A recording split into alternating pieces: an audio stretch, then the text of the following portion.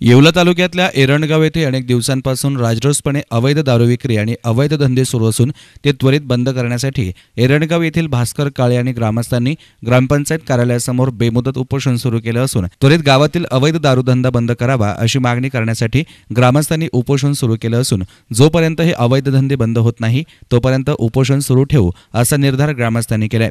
ही दारू विक्री माध्यमिक आणि उच्च माध्यमिक विद्यालयाच्या रस्त्यालगत सुरू असल्यानं येणाऱ्या जाणाऱ्या विद्यार्थ्यांनाही खूप त्रास सहन करावा लागतो।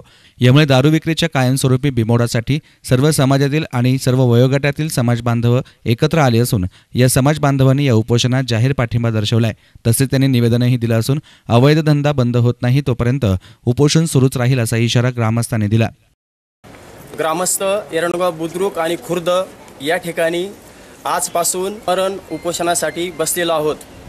याचं कारण असं आहे की या गावामध्ये गेल्या 35 ते 40 वर्षापासून अवैध दारूचा धंदा चालू आहे आणि या धंद्यामुळं सर्व परिसर जो आहे खूप त्रासून गेलेला आहे। या ठिकाणापासूनच जवळच थोड्या अंतरावरती माध्यमिक विद्यालय आहे। इथं 12वी पर्यंत वर्ग आहेत आणि रस्त्याने जाताना येताना मुलांना ना मुलींना खूप त्रास होतो। या ठिकाणी कोणावरती वचक राहिलेला नाही।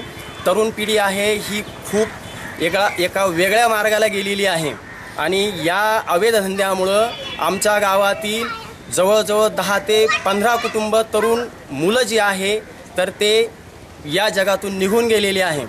आम्ही या गावातले हा अवैध धंदा मुळासकट उपटून फेकून देण्यासाठी सर्व ग्रामस्थ आज एकत्र इथं जमलेलो आहोत।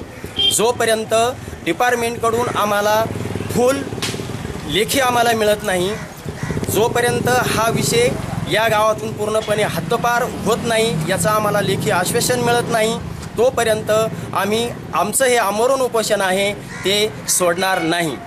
न्यूज रिपोर्टर संतोष बटाव, एसन मीडिया, येवला।